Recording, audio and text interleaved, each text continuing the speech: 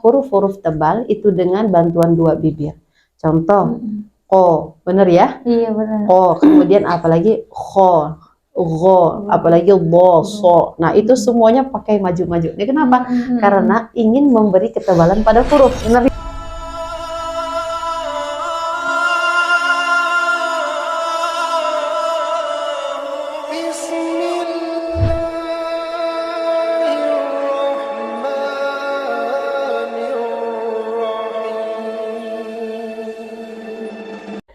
Bismillahirrahmanirrahim. Assalamualaikum warahmatullahi wabarakatuh. Waalaikumsalam. Berjumpa lagi dengan kita ya kali ini dalam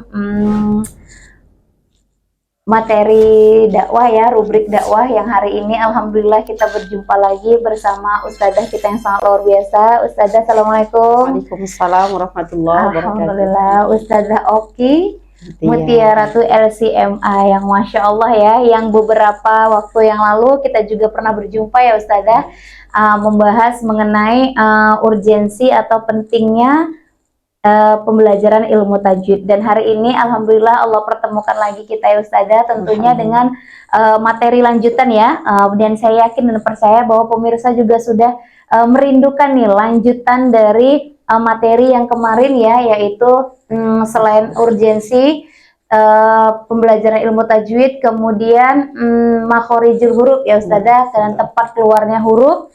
Yang sudah kita bahas itu ada dua ya Ustadzah. Yang pertama itu adalah al-jauh dan al-khalqi ya Ustadzah.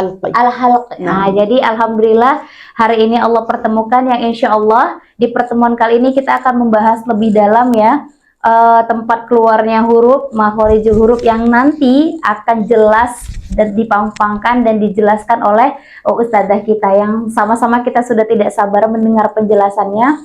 Dimana kali ini kita akan masuk materi al-lisan. Nah, dimana materi al-lisan ini para pemirsa lumayan agak panjang, jadi siap-siap ya, sama-sama kita belajar, kita membuka hati, kita membuka diri kita. Bismillah, mudah-mudahan ilmu yang nanti kelak kita dengar dari ustadzah bermanfaat bagi kita. Baik, tafadhal ustadzah penjelasannya.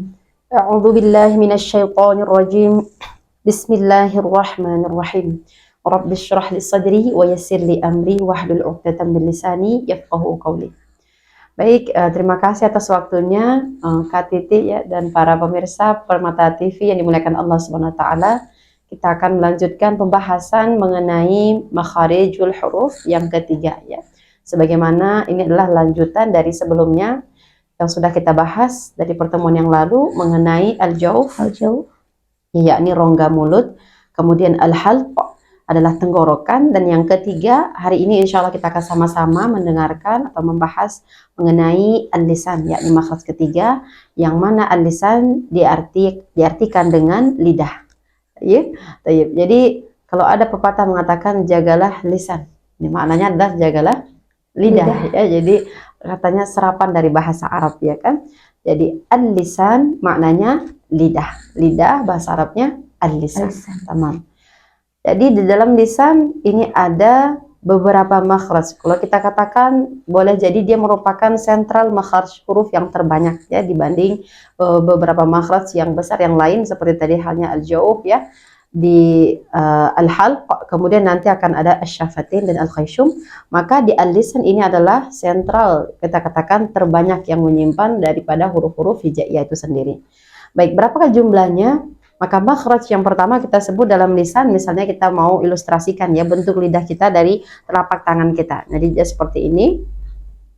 Maka di bagian lidah itu ada 10 makhraj untuk tsamaniyata asyara huruf ya. Jadi untuk 18 huruf 10 tempat. Nah, yang mana spesifikasinya adalah yang pertama kita mulai dari pangkal. Ya, pangkal itu yang paling dekat dengan anak teka ya. Nah, seperti itu paling dalam ya kan. Kita nggak bisa nunjukin, kita gini aja ya, yang paling dalam. Nah, atau di sini masalah ini lidah kita, nah disinilah pangkal lidah. Setelah itu ada huruf setelah pangkal lidah, jadi dia tidak mentok di belakang, dia agak maju sedikit ke depan dari arah pangkal lidah ya. Nah, itu sudah makhraj yang kedua. Kemudian pindah lagi ke bagian tengah lidah. Tamam, tengah lidah kemana? Ke bagian langit-langit tengah. Jadi dia mengarah, kalau kita naikkan nanti hurufnya itu mengenai langit-langit tengah juga ya. Kemudian itu yang keempat berikutnya adalah bagian sisi pinggir. Nah, sisi pinggir ini bagian kanan dan kiri lidah. Jadi ini betul-betul ya kita kita pahami bahwa tempat-tempat ini nanti yang hanya kita gerakkan ketika kita menyebutkan huruf-hurufnya. Jadi tidak boleh misalnya begini ya, kita ingin sebutkan bahwa apabila kita menyebutkan huruf sisi pinggir, kemudian nanti dibantu dengan bagian ujung lidah. Nah, ini tidak boleh. Artinya kalau memang pinggir, bagian pinggir saja. Kalau tengah, bagian tengah saja. Sesuai tempatnya. Sesuai tempatnya, tamam. Dan pastinya butuh latihan ya, pastinya dengan latihan supaya apa? Supaya tempat-tempat huruf tadi ketika ia keluar ia lebih elastis, lebih ringan untuk diucapkan. Memanglah jika di awal mungkin saja kita mengalami seperti agak berat atau agak canggung menyebutkannya, tetapi insya Allah ketika sudah kita biasakan melalui satu jalan, misalnya ini masih jalannya belum pernah dilalui ya, maka pasti banyak ilalang gitu ya. Tapi ketika udah dilalui oleh beberapa orang sering jalan di situ, maka sudah kelihatan nih jalannya. Artinya huruf tersebut juga bisa keluar dengan sangat ringan dan mudah-mudahan. Nah, kemudian itu setelah dari bagian sisi pinggir baru ke ujung tepi. Nah, nih Kak Titi ini ada perbedaan. Jadi kalau kita bahasakan ujung tepi ya Kak Titi. Kenapa? Karena ia masih bagian dari tepi lidah. Nah, cuma ia sudah bersinggungan dengan ujung lidahnya. Dan artinya apa? Nanti ada huruf ujung tepi dan itu ada 3 makhraj yang kemudian dispesifikasi oleh Imam Ibnu Jazari. Walaupun ada pendapat yang lain mengatakan itu sebenarnya 3 huruf tersebut dalam satu makhraj yang sama, artinya tidak ada pergerakan atau perubahan ya. Tapi kalau kita mengambil pendapat Imam Ibnu Jazari rahimahullahu anhu, maka itu menjadi 3 tempat. Kemudian ditambah dengan ujung lidah. Nah, jadi ada ujung tepi, ada ujung lidah. Nah, spesifik nantinya kita akan lihat mana sih perbedaan antara ujung tepi dan juga ujung lidah. Nah, di ujung lidah ini dibagi lagi menjadi 3 bagian. Nah, jadi kalau kita hitung tadi 3 ditambah 3 ditambah sisi pinggir, kemudian menjadi tengah lidah, kemudian di pangkal ada 2, maka seluruhnya berjumlah 10 makhraj. Nah, dan langsung saja ya kepada yang pertama itu bagian pangkal. Nah, apa huruf yang biasa keluar dari pangkal lidah kira-kira? Ya, kalau kita belajar makharijul huruf, pastinya kita akan kita gerakkan dulu tuh dari segi makhrajnya gini ya. Kira-kira kan kalau dikatakan hurufnya ini, maka coba kita rasakan memang benar-benar dia keluar daripada pangkal. Dan huruf yang dari pangkal ini termasuk huruf yang tebal. Jadi huruf yang tebal spesifiknya kalau orang Indonesia ya kebanyakan ataupun orang Asia mungkin ya. Nah, kita punya insting yang sangat kreatif gitu ya. Ketika mendengarkan misalnya satu sifat huruf misalnya ya dengan ketebalan tertentu, maka itu secara tidak sengaja kita akan mungkin saja ya, tapi tidak seluruhnya ya. Ada beberapa yang mengucapkan huruf-huruf tebal itu dengan bantuan 2 bibir. Contoh, ko, bener ya? Iya benar. Ko, kemudian apalagi kho. Apalagi bo, so. Nah, itu semuanya pakai maju-maju. Ini kenapa? Karena ingin memberi ketebalan pada huruf, benar ya?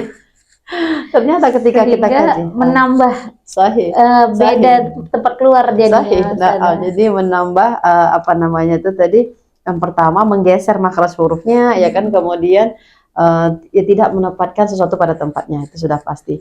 Nah, ketika didalami dari segi tajwid atau ilmu tahsinnya, huruf-huruf yang tebal itu dalam artian tidak ada yang boleh dimajukan. Jadi kalau bahasa Arabnya haram mutlaqan, jadi tidak boleh maju ya. Yang ada yang membenarkan itu sekedar untuk membulatkan bibir, tapi bukan memajukan. Beda ya pengertian membulatkan, misalnya seperti ko dengan ko itu pasti berbeda, maju dengan membulatkan gitu kira-kira. Jadi yang ingin kita sampaikan bahwa tidak boleh menambah makhraj lain ya selain makhraj tertentu yang memang nantinya kita akan jelaskan ya di huruf-huruf hijaiyah tersebut gitu ya. Jadi huruf qaf itu keluar dari mana?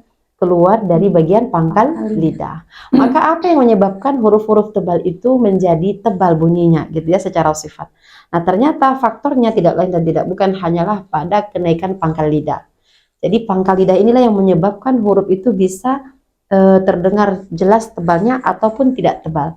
Misalnya ya kita ambil contoh huruf K sama huruf kaf dengan huruf qaf. Tayyib.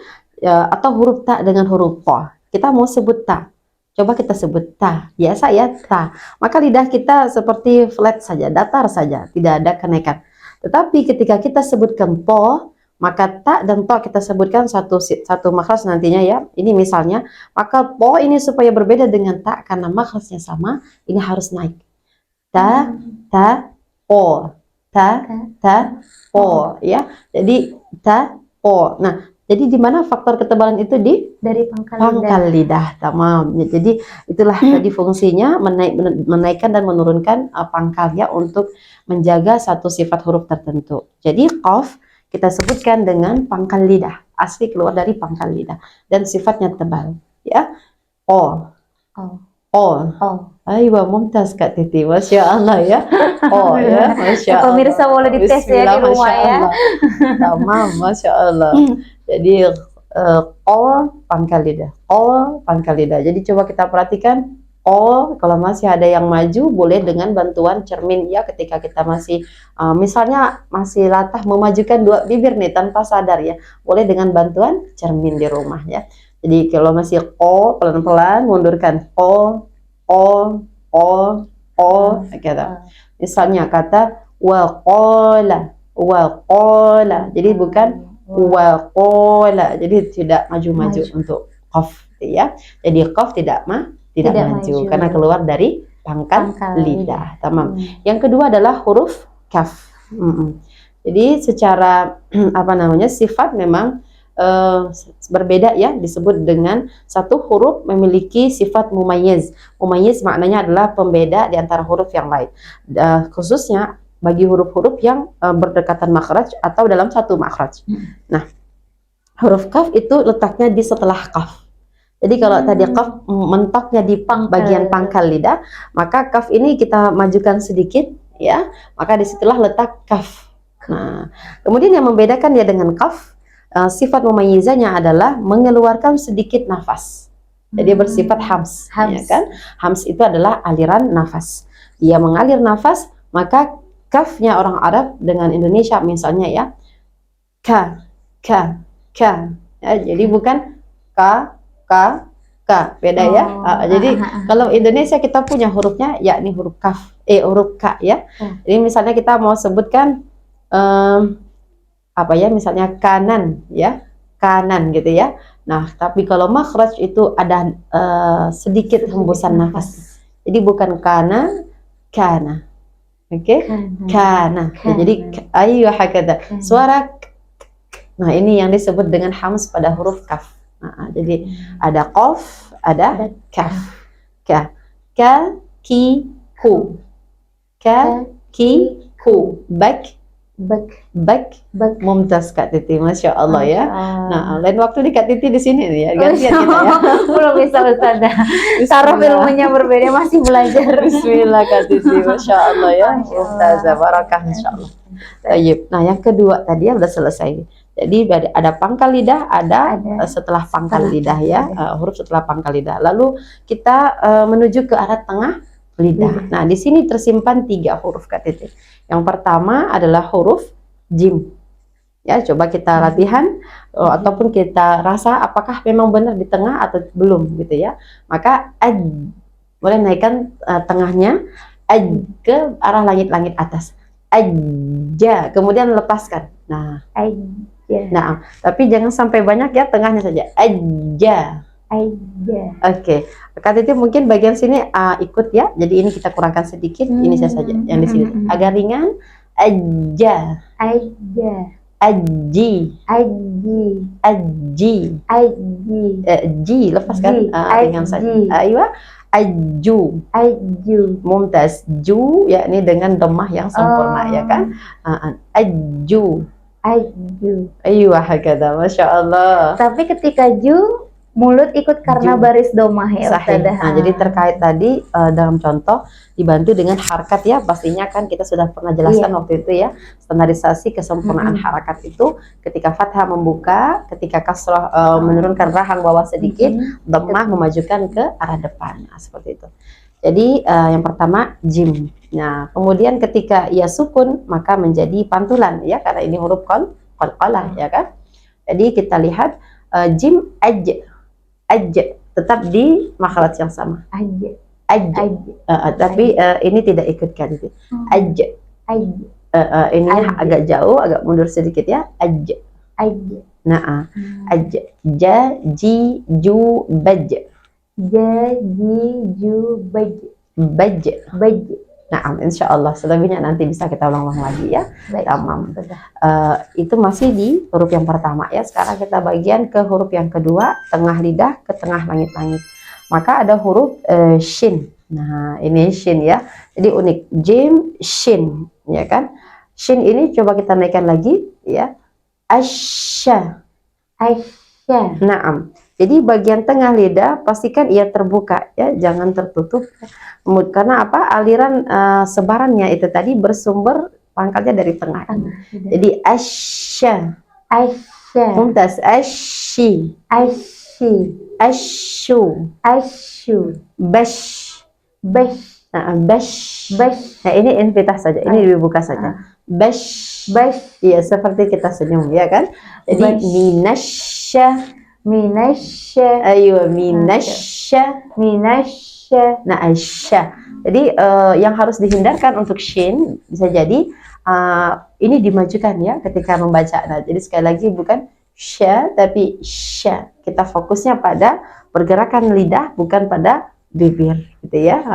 Jadi a'udzu billahi minasya hakata. Jadi shin mengalir ya dari segi nafas serta suaranya. Dan kemudian spesifik sifatnya adalah menyebar. Jadi suara sin ya. Nanti ada suara yang beda lagi ya, bukan dari sebaran begitu. Baik, yang ketiga dari bagian tengah lidah adalah ya. Nah, ini unik ya karena kita punya hurufnya. Kalau SY kan kita untuk kata-kata tertentu ya, seperti surga itu pakai SY. Tapi kalau ya kita punya huruf memang huruf Y, benar ya. Kita mau sebut kata ya Indonesia yakin misalnya. Tapi ketika di makhraj maka ada sifat pemayyiz yang ada pada ya, yakni apa? Suara aliran ya. Mana dia? Contoh. Ya. Nah, kenapa? Tengah lidah kita naikkan ke arah langit-langit walaupun tidak menyentuh seluruhnya ya. Jadi kadar jim, shin dan ya ketika naik ke tengah langit-langit itu berbeda-beda. Nah, yang paling dekat itu adalah jim, kemudian shin berkurang, kemudian ya juga tidak begitu banyak ya naik ke mengenai tengah langit-langit. Jadi ya, sembari naik maka kita alirkanlah suara daripada huruf ya. Maka dibaca bukan iyyaka na'budu wa iyyaka nasta'in, misal begitu. Jadi bagaimana caranya? Iya, ada suara iya, rakhawah atau aliran daripada bunyi huruf ya. Nah, gitu. Jadi disebut dengan sifat rakhawah. Iya. Seperti kita tekan arah tengahnya ya, gitu ya Kak Titi. Iyyaka na'budu wa iyyaka nasta'in. Gitu ya. Jadi ya, yi, yu. Ya, yi, yu. Dari tengah kita dorong. Bayi. Aiyah, mumtaz ya, ada suaranya ya. Bismillah. Buat jantungan ya. Jantungan ya. Kita relax aja ya. Gitu ya. Bismillah. Iya, supaya barakah ya ilmunya. Insyaallah kita langsung bisa praktek ya sahih. Nah. Tamam. Jadi itulah tadi 3 huruf yang berasal dari bagian tengah lidah, ya kan? Jim, shin, dan ya. Baik.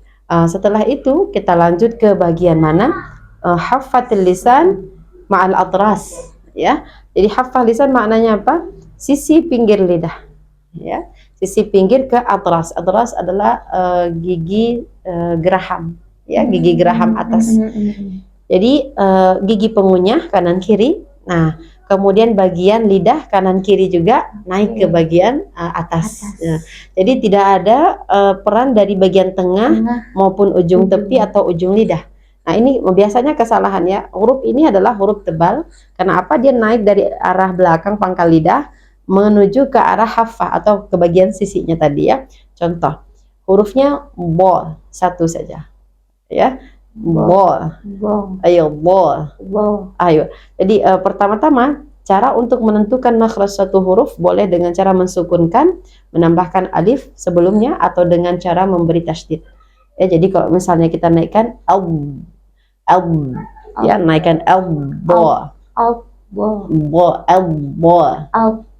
sahih.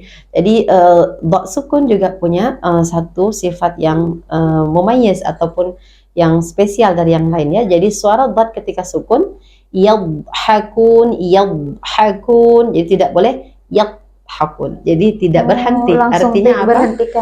Tidak berhenti, tapi KTT ada suara aliran. Nah, disebut dengan sifat istitalah. Suara memanjang ya, suara aliran memanjang pada huruf ba. Ba. Ketika sukunnya sangat nampak sekali ya, berbeda dengan ketika mutaharrik atau berharkat. Nah, jadi dha ini bo, kalau tadi kita bicara tentang makhraj, maka ini bangunkan dari belakang pangkalnya kemudian ke arah sisi pinggirnya. Jadi bo, boi, bu, bab ya, jadi bab hakada. Jadi yang menjadi kesalahan bisa jadi sisi pinggir ini adalah nantinya ikut dari bagian ujung. Nah, biasanya ini sering ikut ya. Maka mengakibatkan apa kira-kira ketika ini ikut ya? Nah, sifat do tadi menjadi berkurang ketebalannya. Ya, jadi misalnya kayak do, ini ikut ujung ya. Do, di, du, dan juga satu lagi memajukan bibir pasti. Walad dolin la adolin. Walau bo, maka posisinya bo, hakikat bo. Naam. Terus ada lagi yang bertanya kemarin Kak Titi, bagaimana kalau salah satunya ustazah yang digerakkan, misalnya kayak dulu ya belajarnya tuh kanan aja ke kiri aja gitu ya. Bo, misalnya bo pakai gembung-gembung gitu ya. Tamam ya. Untuk menebalkan ya. Menebalkan. Nah, sebenarnya dalam ikhtiar itu boleh-boleh saja ya. Asalkan apa ujungnya nanti kita mendapat satu bunyi yang tebal. Tapi alangkah baiknya apabila kita kembalikan huruf-huruf tersebut tetap pada makhraj sebenar-benar makhrajnya, jadi tidak kita tambah-tambahkan atau bagaimana gitu ya. Cuman kalau usaha awal ya, kalau kita masih berusaha di awal itu boleh dengan cara apapun ya untuk memaksimalkan bo, misalnya begitu, bo kanan kiri atau dua-duanya bo hakada. Jadi itu tadi untuk huruf yang keluar dari sisi pinggir lidah ya, sisi pinggir lidah satu hurufnya bo. Nah, kita mau lanjut atau kita flashback lagi tadi? Masih ingat kira-kira ya? Pangkal lidah. Nanti di akhir. Di akhir kita ambil lagi. Kita lanjut, berikutnya adalah pada ujung tepi. Nah, ini ujung tepi setelah bo. Ya masih bagian sini lidah ya. Dan ikut dengan tepinya. Ujung tepi ini maknanya adalah lidah bagian depan ya, dari bagian sisi kanan kirinya itu kita lebarkan. Nah, apa perbedaannya? Nah, lebarkan kemana? Ke arah pangkal gigi, ke arah langit-langit depan ya. Misal huruf yang pertama setelah bo itu adalah huruf lam ya, setelah bo huruf lam. Jadi lam ini kita sebut dengan la. Mohon maaf, la. Ya, ringan ya, la. Li, lu, bal, naam, bal. Oke, Kak Titi boleh diturun mundur lagi, ya kan lidahnya itu tadi kena sisi gigi ya, artinya bal hakada ya. Nah, ini tidak terlihat. Nah, boleh dimundurkan sedikit lagi, dia hanya bagian depan saja tanpa menyentuh gigi seri depan. La. Ayo mumtaz. Langitnya aja Ustazah, langitnya saja, langit depan. La. Li, lu, bal. Oke, bedanya mana? Indonesia, kita berikan perbedaannya. Kita punya huruf L Indonesia ya. Nah, Indonesia cenderung menggunakan ujung lidah. Jadi bedanya apa? Misalnya kita sebut lagi, ataupun misalnya lupa, misal gitu ya. Lah, coba kita rasakan itu bagian lidah yang mana yang menyentuh bagian langit-langit depan, pastinya ujung ya. La, misal begitu. Nah, kalau makhraj itu kebalikannya. Artinya bukan dari ujung, tapi ujung tepi yang dilebarkan. Jadi beda la dengan la. La. Oke? Jadi itu bedanya. La, li, lu. La, li, lu. Bal. Aywa, Masya Allah. Jadi alhamdu. Alhamdu, mumtaz, Masya Allah. Beda dengan alhamdu dari ujung. Nah, itu kira-kira. Baru terasa perbedaannya. Sahih ya, alhamdulillah, Masya Allah. Jadi ujung tepi lidah, mohon maaf. Nah, yang pertama. Yang kedua, ya makin ya. Nah, posisinya tadi kan di bagian sini ya, depan. Nah, sekarang kita mau ujung tepi masih tetap dilebarkan ke arah mana? Sedikit mundur dari lam. Di belakang lam artinya ya. Nah, itu huruf apa yang keluar? Adalah huruf nun. Tamam, masih di dalam lebar ya, sama ya. Indonesia pakai ujung.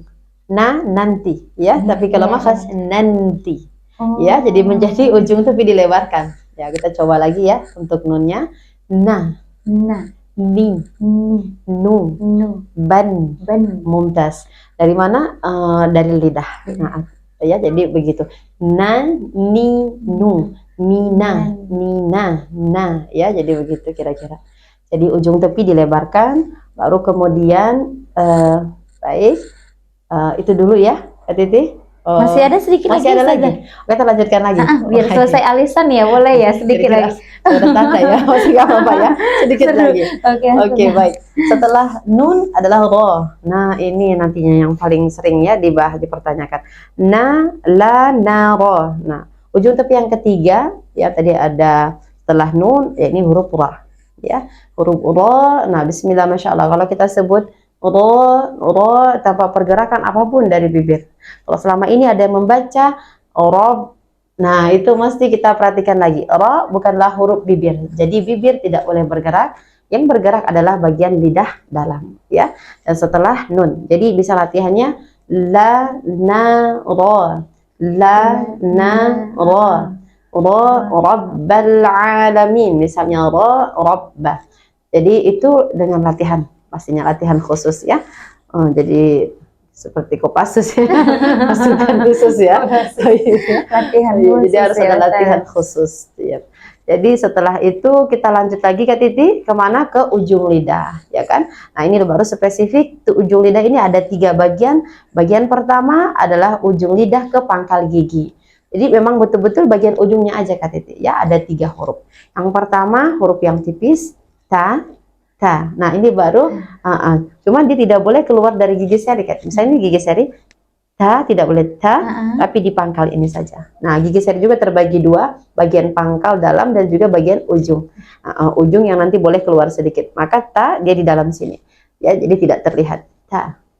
Naam, dengan hembusan nafas. Temennya kaf ya. Jadi seperti ka, begitu juga ta. Ti, tu. Tamam. Jadi saya bisa panggil Kak Titi, ya, Masya Allah. Itu kalau pakai mahuri kita harus disesuaikan, apa-apa disesuaikan. Iya, benar. Masya Allah. Baik, setelah itu adalah huruf dal, ya, yang kedua. Di makhraj yang sama, tapi dal bedanya tidak boleh ada hembusan apapun, ya. Jadi da, di, du. Bad, ayo bad, du ya. Maliki yaumiddin, middin tidak boleh, mitin, ya. Nah, ini tidak boleh hamas seperti ta, ya, ta, di, tu tidak boleh. Nah, ini harus dihindarkan. Nah, jadi bersihkan da, di, du, bad. Kata. Baik. Setelah itu yang ketiga adalah o. Ya, nah, jadi ada ta yang tipis, da yang tipis, satu huruf yang tebal pada ujung lidah ke pangkal gigi. O, ya. Jadi ini juga tidak bergerak bibirnya, cuman hanya sedikit mengunci bagian kanan kiri, jangan invita ya. Nah, catatannya adalah kalau untuk huruf-huruf tebal, upayakan bibir jangan sampai terbuka banyak ke arah belakang ya. Tidak boleh ta, tetap sedikit. Ti, ya pangkalnya iya ikut naik. Masya Allah bata. Aywa mumtaz, Masya Allah. Selesai sudah bagian ujung lidah ke pangkal ya. Kemudian ujung lidah ke ujung gigi. Nah sekarang barulah kita mengeluarkan sedikit ujung lidah. Boleh terlihat ya sedikit saja, ada dua pendapat, pas di ujung atau keluar sedikit. Nah jadi kita ambil kalau boleh, kalau bisa itu lebih baik dikeluarkan. Karena apa? Bisa jadi yang apa namanya ini lebih menjaga bagian ujung ya. Jadi misalnya a'udzu, zu kalau tidak keluar ataupun pas di ujung, kebiasaan itu banyak yang terpeleset ke arah zai ya, mestinya di ujung jadinya ke pangkal gigi seri bawah za, a'udzu. Kenapa terpeleset? Nah jadi kita katakan untuk menjaga bagian ujungnya boleh dikeluarkan sedikit. Zu misalnya ya, za hakata. Nah za, zi, zu, bad. Ayo tetap alir suaranya ya begitu Kak Titi ya, dari suaranya tetap dialirkan. Nah sebelum itu ada sa. Nah, ini ketinggalan tadi ya, harusnya sa dulu baru zal ya. Maka sa ada dua yang mengalir, suara dan nafas. Sa, si, su, bas, kal farashil mabthus ya, itu pakai sa. Nah hakada. Sa ujung lidah pertama, zal ujung lidah ke ujung gigi seri yang kedua, kemudian yang ketiga vo tebal. Jadi seperti tadi ta ada po, di sini ada sa, za, vo dengan menaikkan pangkal lidah karena huruf tebal ya. Vo, belz, belz, ada suara aliran dari huruf vo itu juga. Jadi misalnya fi dauhim mahfuz. Jadi vo-nya fuz hakala. Ada suara aliran dari vo. Yang terakhir ya, sedikit lagi ya. Yang terakhir bagian ujung lidah. Oke, kemana? Ke pangkal gigi seri bawah ya, ada atas ada bawah. Nah ini paling dekat ya. Apa huruf-hurufnya? Huruf-hurufnya memiliki sifat mumayyiz, tiga-tiganya ketajaman suara ya. Jadi tiga-tiganya masih mengeluarkan ketajaman suara. Yang pertama adalah zai. Jadi kalau zai kita baca atau kita sebut dengan za, zi, zu, baz, baz, hakada, tamam. Ya, kemudian kalau bacanya za, zi, zu kurang, sifatnya kurang ya, safir, ya tidak ada. Mohon maaf. Yang kedua adalah huruf sin. Sin, sa, si, su, bas, tamam, Masya Allah. Dan yang ketiga adalah sad, ya, sad.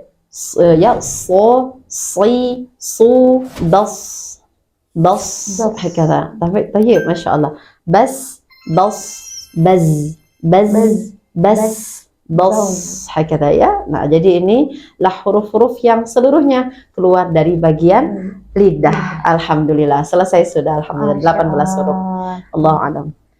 Masya Allah, Alhamdulillah ya para pemirsa Permata TV, luar biasa ya penjelasan dari Ustadzah, dimana memang seperti disampaikan oleh Ustadzah tadi bahwa alisan ini adalah memang huruf yang paling banyak ya, sentral huruf yang terbanyak, yang saya yakin dan percaya sebenarnya banyak nih pertanyaan-pertanyaan termasuk saya sendiri, tetapi karena waktu ya, waktu yang harus memisahkan kita, insya Allah nanti jika pemirsa ingin lagi ya mereview ya, boleh dilihat videonya, dibalik lagi ya ke Ustadzah sembari berlatih, karena kata Ustadzah tidak ada jalan untuk membuat kita lebih baik selain latihan Kopassus apa tadi saya latihan khusus ya, perlu latihan khusus. Jadi mungkin untuk pertemuan kali ini ya di materi alisan kita cukupkan sampai di sini. Jazakillah khair katsir ya kepada Ustadzah ya yang telah menyampaikan ilmu yang sangat luar biasa yang kita terus sama-sama belajar. Kita berdoa mudah-mudahan Allah pertemukan kita di pertemuan yang lain sehingga pembelajaran kita terus berlanjut dan terus berlanjut. Mungkin demikian saja. Terima kasih ya Ustadzah. Kita tutup dengan lafaz hamdalah. Alhamdulillahirabbil alamin. Assalamualaikum warahmatullahi wabarakatuh. Waalaikumsalam warahmatullahi wabarakatuh.